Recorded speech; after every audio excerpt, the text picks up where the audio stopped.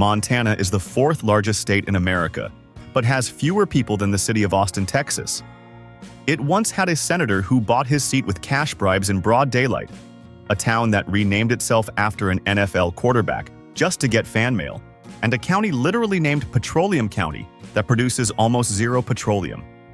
A man once declared war on the entire U.S. government from his ranch. A school district had to write official snake attack rules for recess, and the state went completely broke despite its motto literally being gold and silver. This place is absolutely unhinged, and we are just getting started. If you didn't know any of that, wait until you see all 71, because it only gets more insane from here. 1. Montana has more cows than people, and the ratio is not even close. Right now, as you read this, there are 3 cows for every single human being living in Montana. Farmers wake up surrounded by cattle. Towns smell like cattle. Local elections probably smell like cattle too. Scientists have never confirmed whether the cows are planning something, but with those numbers, they absolutely could take over the entire state before dinner. 2. Congress literally forgot to name Montana for years after creating it. The territory existed on paper with no official name, while politicians in Washington argued about everything except the actual name. Some wanted Jefferson. Some wanted something else entirely. Nobody could agree. The land just sat there, unnamed, like an awkward kid at a birthday party waiting to be picked for a team. Montana finally got its name, but only after an embarrassingly long delay nobody likes admitting. 3. A small Montana town called Ismay decided the best way to get famous was to steal an NFL player's name. In 1993, the town officially renamed itself Joe Montana, after the legendary San Francisco 49ers quarterback, hoping to receive fan mail and attention. The plan worked better than anyone expected. Letters poured in. Reporters showed up. Joe Montana himself visited the tiny town. A place with barely any residents became nationally known simply because someone had the nerve to rename an entire town after a football star. 4. Billings is Montana's biggest city, but nobody talks about how bizarrely far south it sits on the map. Billings is actually closer to Mexico than it is to Montana's own northwestern corner. Think about that for a second. A Montana city is geographically friendlier with another country than with its own state. Montana is so enormous that its cities are practically strangers to each other. Billings might as well wave hello to Albuquerque before it ever reaches the top of its own state. 5. Helena is Montana's capital city, but its origin story is basically a group of desperate men refusing to quit. Every single dig before the famous gold strike had failed completely. Miners kept moving, hoping the next spot would finally pay off. They called the last location Last Chance Gulch, because that is exactly what it was. One final desperate attempt before giving up forever. They struck gold and built an entire capital city on that one lucky swing. Montana's government literally exists because of a last-minute miracle. 6. In the 1990s, one Montana man decided the United States government was no longer his problem. He declared his ranch an independent country called Lincoln and informed the federal government they had no authority over him anymore. He created his own laws, his own rules, and his own entire reality on Montana soil. The standoff became a national story that left Americans equal parts confused and oddly impressed. Montana had somehow produced a man who attempted to personally secede from the most powerful nation on Earth. 7. Montana is the 4th largest state in all of America, yet somehow fewer people live there than in Austin, Texas. Austin is one city. Montana is a massive, sprawling giant of mountains, rivers, plains, and wilderness. Tourists drive through Montana for hours without seeing another human being. Entire counties exist where the wildlife outnumbers residents by embarrassing margins. Montana has enough land to swallow several small countries whole, yet it somehow convinced almost nobody to actually stay and live there permanently. 8. In 1899, a Montana copper millionaire named William Clark wanted a seat in the United States Senate so badly he simply bought it. He walked into the state legislature with cash and handed it directly to the men who would vote for him. No hiding it. No clever scheme. Just open, obvious bribery in front of everyone. The rest of the country was horrified. Montana shrugged. Clark got his Senate seat, and Montana earned a reputation for having the most entertainingly shameless political corruption in American history. 9. The ghost town of Garnet sat so deep in Montana's wilderness that the outside world practically forgot it existed.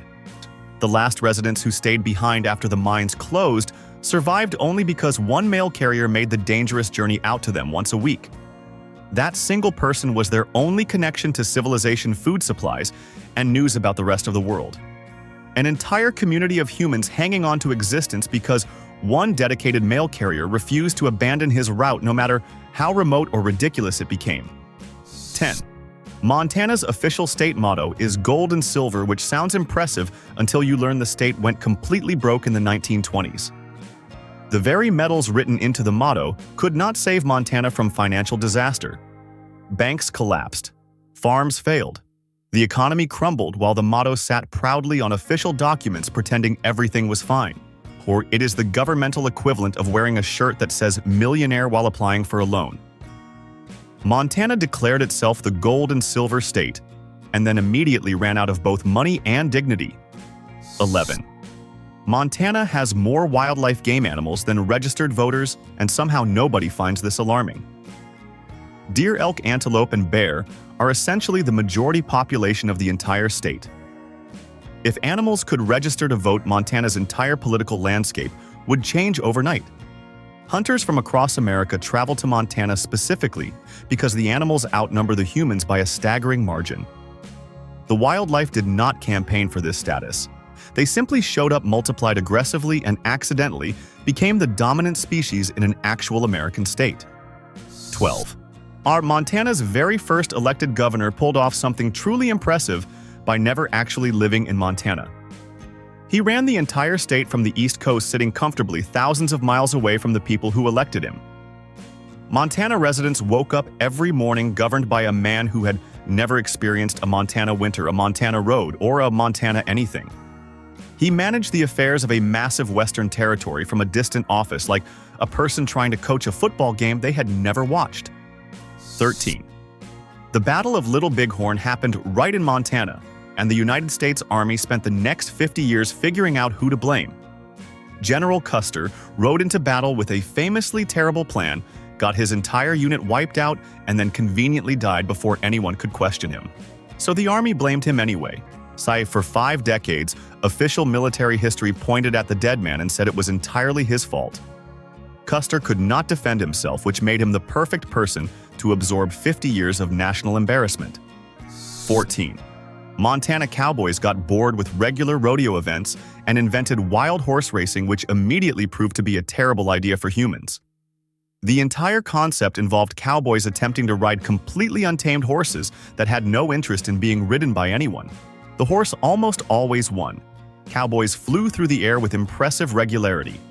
Audiences loved it because watching a professional cowboy get launched into the dirt by an angry horse is genuinely entertaining. Montana invented a rodeo event where the animal had a better record than the athlete. 15. Studied the railroad town of Havre, Montana, was built in the middle of absolutely nowhere and somehow made it work by going underground. 90% of its economy operated in a network of tunnels running directly beneath the streets above. Shops, barbershops, saloons, and entire businesses existed underground where nobody could see them from outside. Travelers arriving in Havre saw a quiet little town on the surface while an entire hidden economy hummed beneath their feet. Montana built a town with a secret underground city that tourists now pay money to visit. 16. Montana's perfectly straight eastern border was drawn by a government official who never once visited Montana personally. He sat somewhere comfortable with a ruler, a map, and complete confidence in his ability to divide land he had never seen. Real rivers, real mountains, and real geography meant nothing to this man. He drew his straight line across the map, handed it to officials, and Montana has been living with that arbitrary border ever since. The entire eastern edge of a massive American state was decided by someone who treated it like a homework assignment. 17. A Montana town once held an official public vote to determine whether their local groundhog was smarter than the sitting mayor. This was a real vote with real residents participating seriously. The groundhog won by a comfortable margin. The mayor apparently took this personally, while the groundhog remained completely unbothered and continued doing groundhog things without any awareness of its political victory. Montana residents went home satisfied that democracy had worked correctly. The groundhog never held a press conference, but locals agreed it was governing with quiet dignity. 18.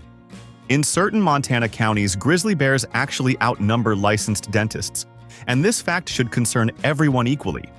A grizzly bear encounter in the wilderness is terrifying, but a toothache with no dentist available is its own special nightmare. Montana residents in remote areas must carefully weigh their odds of running into a bear against their odds of finding someone to fix a cavity. Both situations end with significant pain. Montana is the only place in America where bear spray and dental floss carry equal levels of survival importance. 19. In 1917, Montana passed a law making it illegal to criticize the United States government, and then immediately used it on a farmer at a dinner table. Or the man complained about the military draft while eating supper with neighbors, and someone reported him to authorities. Officials showed up, arrested the farmer, and prosecuted him for expressing a personal opinion over food. The entire country was technically at war, but Montana decided dinner table complaints were a genuine national security threat. The farmer probably wished he had simply asked someone to pass the bread instead. 20. Montana's most famous outlaw went by the name Clubfoot George, and he got caught because of his shoes. His custom boot left a completely unique print in the dirt that no other human being on the territory could possibly replicate.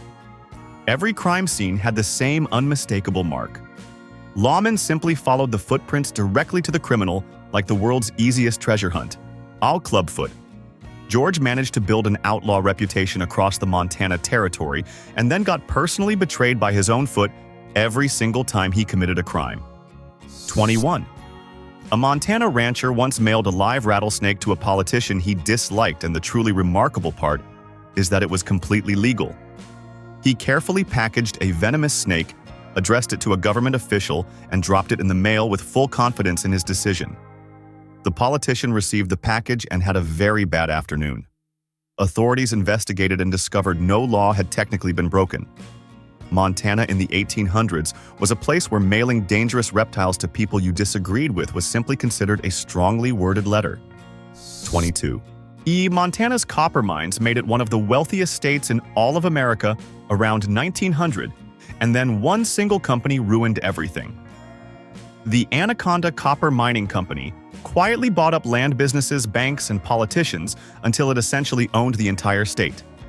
By 1931, corporation controlled Montana's economy, its newspapers, and its government, while regular residents discovered they had nothing left. Montana went from extraordinary riches to complete corporate domination in 30 years. It is the story of how an entire American state got purchased by one very ambitious company. 23. Glacier National Park put up signs confidently predicting all its glaciers would be completely gone by the year 2020.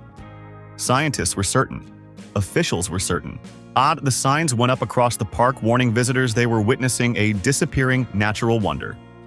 Then 2019 arrived, and the glaciers were melting, but not quite on schedule. Park officials had to quietly remove all those confident prediction signs before the deadline passed, and made the entire park look foolish. Montana's most famous natural attraction embarrassed itself trying to predict its own disappearance. 24. Fort Peck Dam was the largest earth-filled dam on the entire planet when it was completed in 1940, and it was built almost entirely by men who were completely desperate. Depression-era workers arrived from across America willing to do backbreaking, dangerous labor for wages that barely covered basic survival. South, they moved millions of tons of earth by hand with equipment that regularly failed in brutal Montana conditions. The largest dam on Earth was essentially built on desperation, determination, and the willingness of broke Americans to attempt something historically impossible. 25. Wolves were completely wiped out of Montana, and then the federal government brought them back in 1995 as if nothing had ever happened. Ranchers were furious. Livestock started disappearing. Angry phone calls were made. Official complaints were filed. Then lawsuits started arriving at federal offices, and they kept arriving for years. Montana ranchers sued the United States government 17 separate times. over wolf reintroduction with the dedication of people who absolutely refused to lose an argument with Washington. The wolves, meanwhile, settled comfortably back into Montana and seemed entirely unbothered by the legal drama surrounding their return. 26. William Andrews Clark was so openly corrupt that the United States Senate actually voted to remove him from office, which almost never happens to anyone. Clark had purchased his Senate seat with cash-bribed officials publicly and conducted himself with the confidence of a man who believed the rules applied to everyone except himself. Facing expulsion, he simply resigned before they could formally remove him.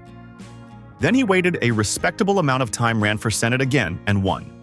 Montana voters returned the most famously corrupt man in American politics directly back to Washington. 27. See, Fort Benton, Montana, was once statistically the most dangerous city in America per capita during the 1860s, which is an extraordinary achievement for a fur trading post. More murders happened per resident in Fort Benton than in New York City during the same period.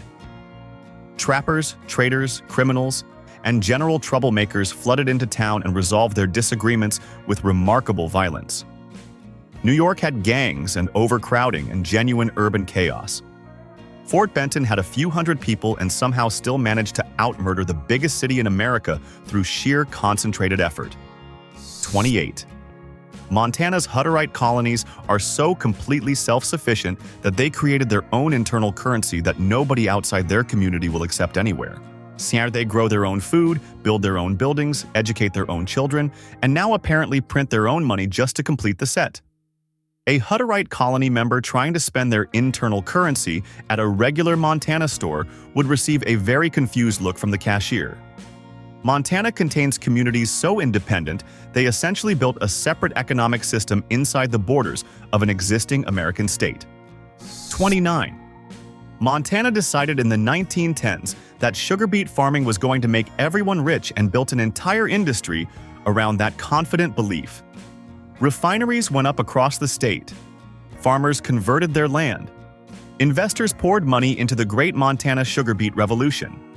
Then the whole thing collapsed within 3 years and left enormous abandoned refineries scattered across the landscape like monuments to optimism. The sugar beet industry failed so completely and so quickly that Montana managed to build ghost refineries without anyone even dying first, which is genuinely impressive. 30.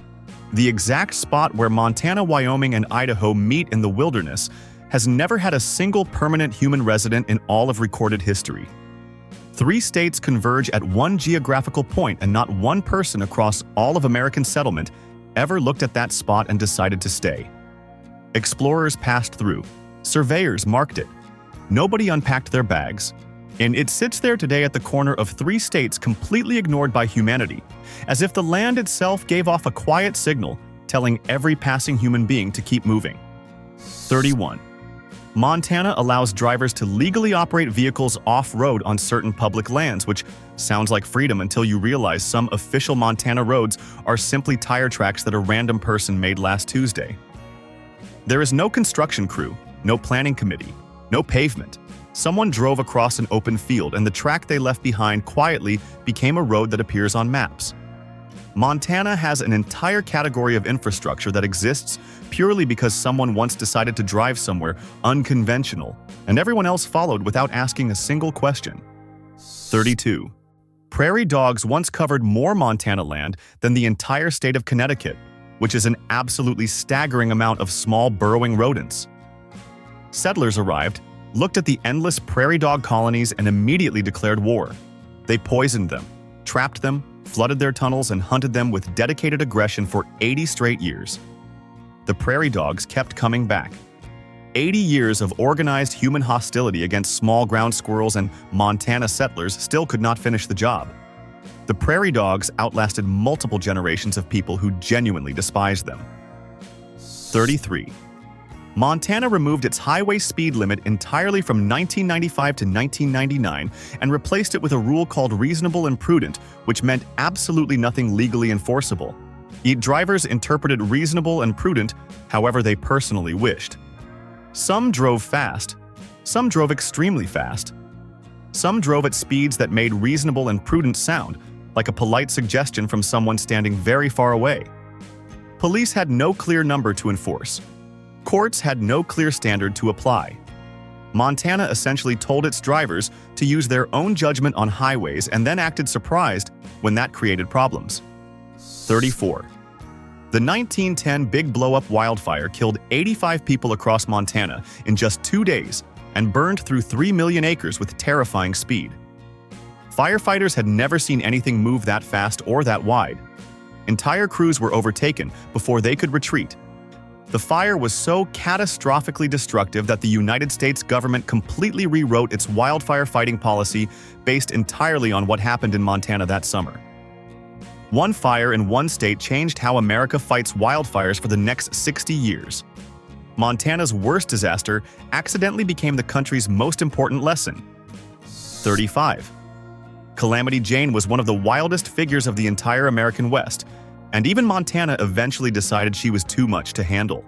She was thrown out of Montana multiple times for behavior that the territory considered excessive, which is remarkable given that Montana in the 1800s had essentially no behavioral standards whatsoever. Fort Benton had more murders than New York City. Outlaws mailed rattlesnakes to politicians.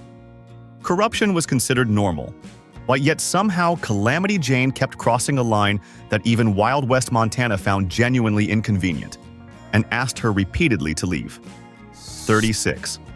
Montana attempted to run a state lottery in the early 1900s as a way to generate government revenue and managed to lose money on a program specifically designed to make money.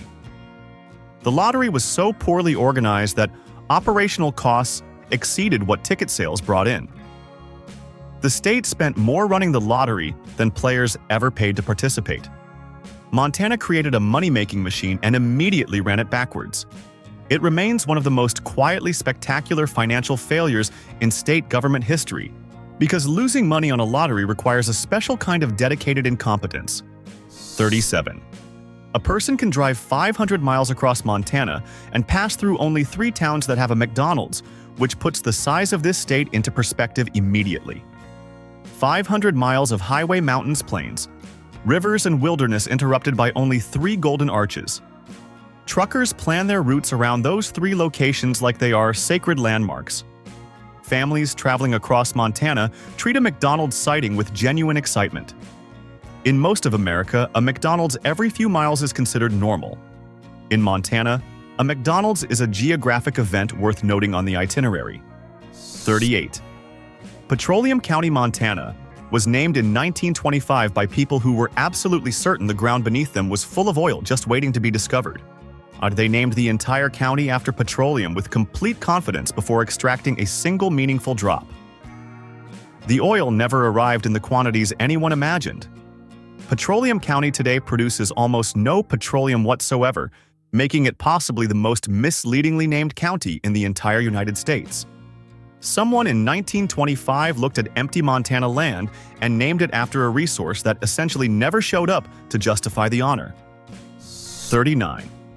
Elk in Montana migrate so regularly through residential neighborhoods that some homeowners have installed elk crossing signs on their own private driveways. These are not government signs. Individual residents purchased and posted signs warning visitors that large wild animals pass through their personal property on a predictable schedule. The elk do not read the signs. The elk do not slow down. The signs exist entirely to warn human visitors that the elk were using this driveway long before the house was built and have absolutely no intention of changing their route for anyone. 40.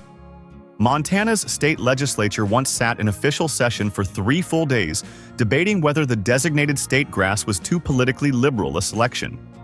3 days of official government time, paid legislators, staff, meeting rooms, all dedicated to arguing about whether a specific variety of grass carried ideological implications that reflected poorly on Montana's conservative values. No roads were built during those 3 days. No schools were funded. No infrastructure improved. See, Montana's government ground to a halt so elected officials could fight about whether a plant was sending the wrong political message to the rest of America. 41. An entire Montana mining town called Anaconda was so thoroughly poisoned by decades of copper smelting that the federal government declared it one of America's largest Superfund cleanup sites, requiring massive intervention. The soil was toxic, The water was contaminated. The air had been wrong for generations. Cleaning up Anaconda cost hundreds of millions of dollars and took years of serious effort. Yet the giant copper smelter smokestack that caused most of the damage still stands today, and Montana turned it into a tourist attraction. The thing that poisoned the town became the town's most famous landmark. 42. Montana has hosted a testicle festival every single year since 1982, where attendees eat bull testicles, drink heavily, and celebrate in ways that confuse everyone outside Montana completely. The event grew from a small local gathering into an internationally recognized festival that put Montana on the map for people who had never thought about Montana once in their lives. Travel journalists showed up. Foreign tourists arrived with cameras. Montana spent decades trying to get national attention for its mountains and rivers and ended up famous worldwide because of an annual celebration involving animal anatomy. 43. Montana's very first bank collapsed within 6 months of opening because the man running it spent customer deposits on his own personal cattle herd.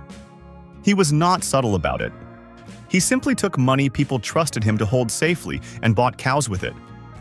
When customers arrived to withdraw funds, the money was standing in a field eating grass. The banker apparently believed cattle were a reasonable substitute for financial solvency. Montana's banking industry began with a man who treated depositor funds as his personal livestock investment account, and the bank predictably did not survive. 44. The Missouri River begins its entire journey in Montana, yet Missouri gets the famous name, the national recognition, and all the historical credit. Lewis and Clark traveled up this river through Montana, wrote extensively about it, and the whole country responded by naming a different state after it. Montana watched Missouri become famous for a river that starts in Montana, flows through Montana, and did most of its historically significant things in Montana. It is the geographical equivalent of doing all the work on a group project and watching someone else put their name on the front page. 45. Montana has towns so remarkably small that every single resident could fit comfortably inside one Walmart, with room left over for the frozen food section. These are official incorporated towns with mayors and zip codes, and proud residents who have absolutely no interest in moving somewhere larger. People in these tiny Montana towns have heard about cities. They have seen cities on television. Now, they considered cities carefully and decided that living in a place where the entire population fits in a single big box store is actually the superior lifestyle choice, and they will not be taking questions. 46. Mountain lions in Montana have attacked more bicycle riders than in any other state in America, which is information that changes a casual bike ride into something requiring serious mental preparation. The state officially warns cyclists to look big when encountering a mountain lion on the trail. Looking big involves raising arms, waving jackets, and making yourself appear larger than you actually are to a large predatory cat that is already committed to the situation. Montana cyclists must now choose between aerodynamic efficiency and survival theater every single time they head out for a morning ride. 47. A Montana group called the Freemen decided in 1996 that the United States government had no legitimate authority over them and built their own replacement government from scratch. They created their own currency, printed their own legal documents, established their own courts, and declared their ranch an independent sovereign territory. The FBI surrounded the property, and the standoff lasted 81 days while the entire country watched. The Freemen did not surrender quickly or quietly. Montana produced a group of people so committed to self-governance that they held off the federal government for nearly 3 months on a ranch. 48. Historians have argued for over a century about whether General Custer at the Battle of Little Bighorn was genuinely brave, extraordinarily stupid, or somehow impressively both at the same time. Why he divided his already outnumbered forces, split them into smaller groups, and attacked a village containing thousands of warriors with the confidence of a man who had never considered failure as a realistic outcome. Every military analyst who studied the battle afterward reached the same basic conclusion, that the plan was catastrophically wrong. Custer charged anyway, and Montana became the site of America's most debated military disaster in history. 49. The Montana town of Whitefish became so fashionable among wealthy celebrities and famous visitors that regular local residents launched an official movement to push them back out. At the Keep Whitefish. Weird Campaign was a genuine organized effort by longtime locals who watched property values rise, restaurants change, and their quiet mountain town transform into something unrecognizable. Celebrities kept arriving anyway because Montana wilderness combined with upscale amenities proved irresistible to famous people looking for authenticity.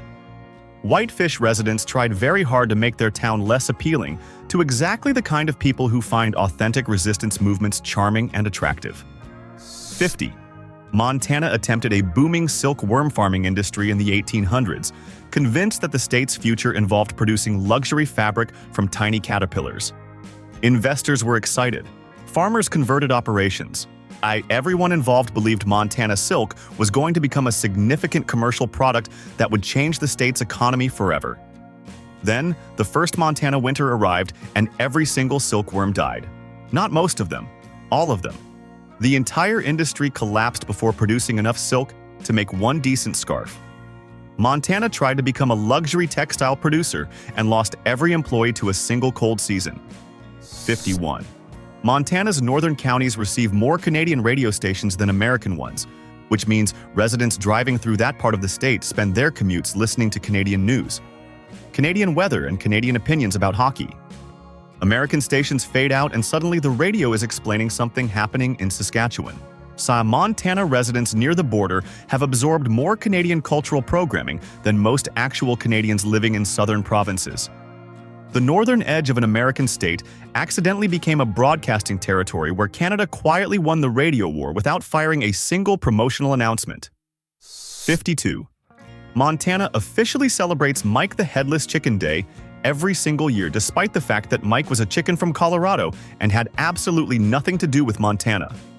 A Colorado farmer named Mike's Chicken survived being decapitated in 1945 and lived for 18 more months without a head, which is genuinely one of the strangest biological events in American history.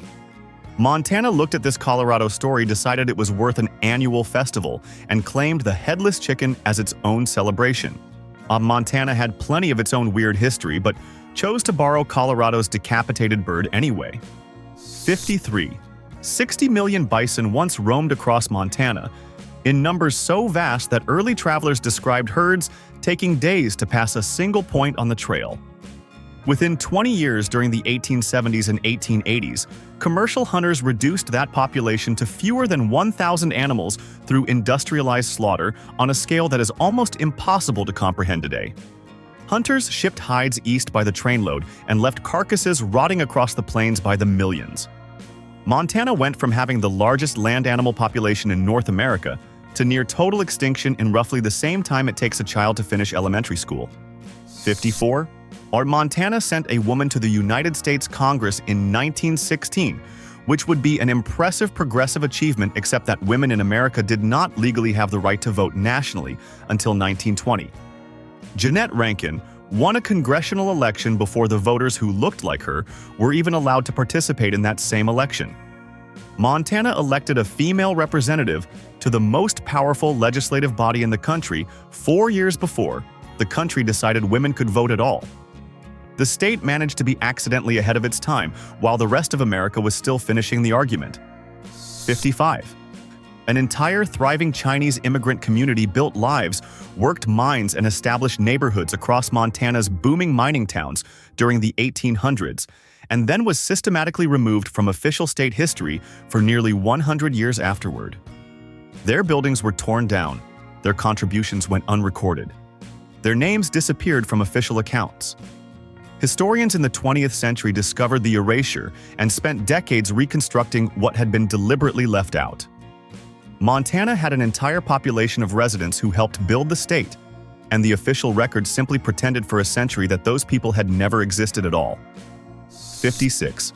Montana ranchers in the early 1900s thought nothing of saddling a horse before sunrise and riding 6 hours through wilderness just to reach a town with a barber.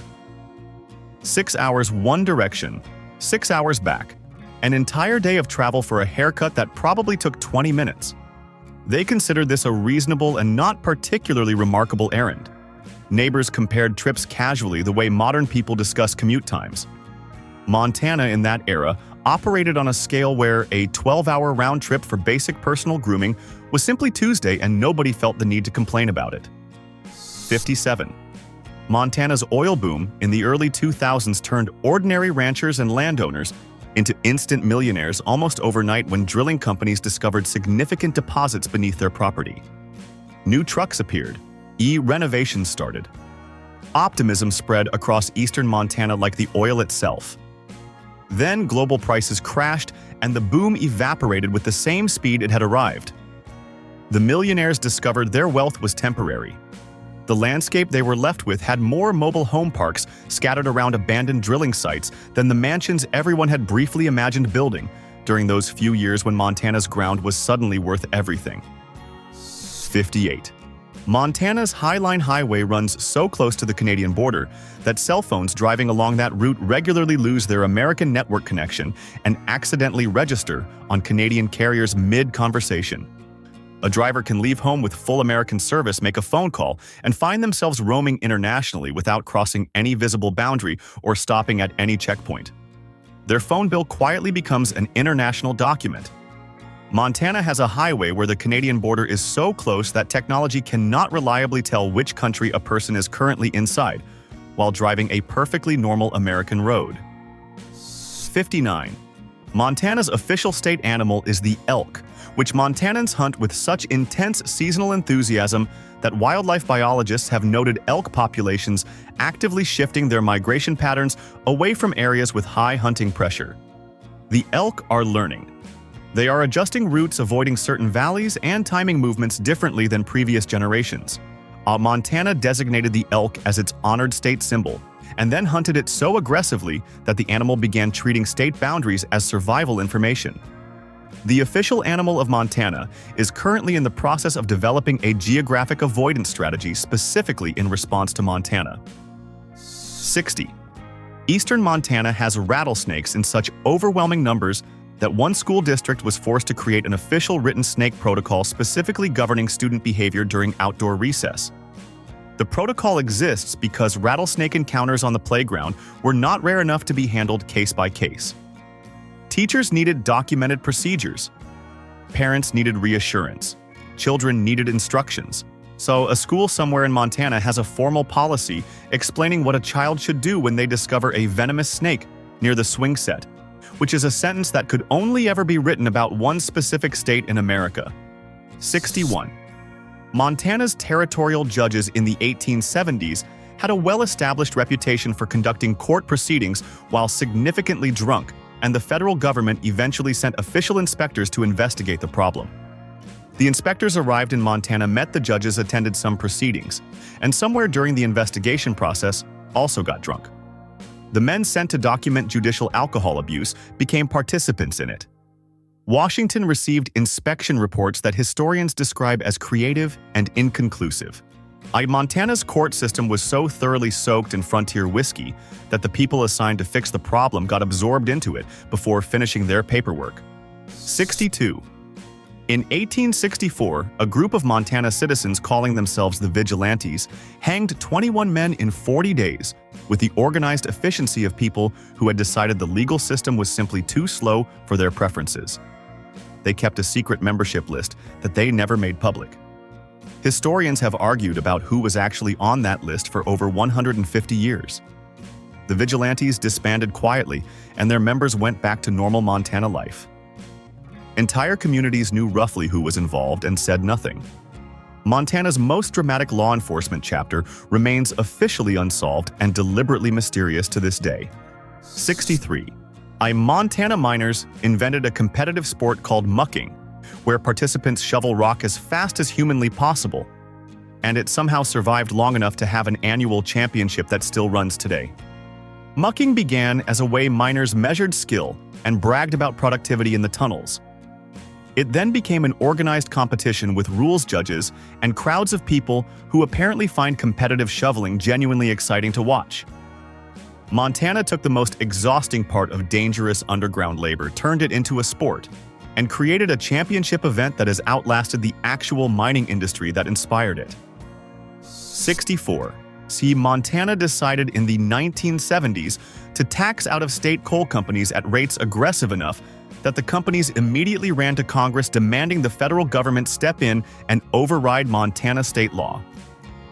Montana was taxing coal that other states needed and doing it unapologetically with the confidence of a state that sat on top of the resource everyone else wanted. Congress threatened intervention. Montana did not immediately back down. A state with a smaller population than most American cities went toe-to-toe with the United States Congress over the right to charge whatever it wanted for its own coal. 65. Flathead Lake in Montana is the largest natural freshwater lake west of the Mississippi River, covering an area so vast that first-time visitors routinely mistake it for an ocean, or at minimum, a very serious Great Lake. It is objectively enormous. It is strikingly beautiful. It sits in one of the most scenic parts of an already scenic state. The overwhelming majority of Americans have never heard of it. Montana has been quietly holding the largest freshwater lake in the western United States while the rest of the country drives to crowded, overrated destinations, without once considering that Montana had something extraordinary the whole time. 66. A Montana rancher once filed a formal legal complaint against the wind for causing property damage to his land, and a court actually agreed to hear the case. He documented the destruction, calculated his losses, wrote up the complaint, and submitted it to a judge who apparently decided wind litigation was within the scope of Montana jurisprudence. The wind did not appear for its hearing, and the wind did not retain legal counsel. The wind continued doing exactly what wind does regardless of any court proceedings. Montana produced a rancher determined enough to sue weather and a legal system willing to entertain the idea seriously. 67. Montana's 1972 state constitution contains a guarantee giving every single citizen the explicit legal right to a clean and healthful environment written directly into the document itself. Most American states have never considered putting environmental protection into their actual constitution. Montana did it and made it legally enforceable in court. Residents have used that constitutional right to challenge polluters, block developments, and hold corporations accountable in ways unavailable to citizens of other states. Montana is simultaneously one of the most heavily mined, polluted, and industrially damaged states in America, and also the one that legally promised everyone clean air and water in writing. 68. Jeannette Rankin became the first woman ever elected to the United States Congress when Montana sent her to Washington in 1916. And she immediately used that historic position to vote against entering World War I. Then she got re-elected years later and voted against entering World War II as well. She is the only member of Congress to have voted against both world wars. Montana elected the same woman twice, and both times she walked into Congress and voted no on the biggest military question of the era, with calm, consistent conviction that her colleagues found either admirable or deeply frustrating depending entirely on the year. I-69. Virginia City, Montana exploded from empty wilderness to a gold rush city of 10,000 residents in 1863, and then collapsed back toward emptiness within 20 years as the gold disappeared and the people followed it somewhere else. The buildings stayed. The streets stayed. The whole town just slowly emptied out until fewer than 200 people remained rattling around, structures built for a population 50 times larger. Today, Virginia City operates as a living ghost town museum, where tourists walk through a place that boomed and busted so fast that the architecture never had time to catch up with the abandonment. 70. The Great Northern Railway needed settlers to justify its tracks running across the top of Montana, so it went to Europe and imported entire villages of immigrants with promises of fertile land and prosperous futures in America. Families packed everything, crossed an ocean, and arrived in northern Montana ready to build new lives. The railway got its settlers. Then the land failed. The rainfall was insufficient. The soil was wrong. The railway moved on to other projects and left entire communities of European immigrants stranded in remote Montana without the resources or support that the promises had originally included. 71. See, Montana applies for federal disaster relief money more per capita than almost any other state in the entire country, while simultaneously electing politicians who vote against federal spending at rates higher than almost any other state in the country. The same voters who send anti-government representatives to Washington fill out federal assistance paperwork with the other hand after every flood, fire, and drought season. Montana has perfected the art of rejecting the philosophy of government aid loudly and publicly while quietly depending on it more than states that actually support it. It is the most Montana thing Montana has ever done.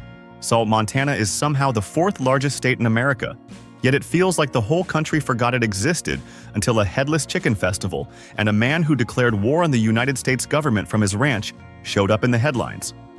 If your own state has something dumber, dropping it in the comments right now, because we are absolutely making that video next. Hit like, hit subscribe, and stay on the channel because the dumbest things are just getting started.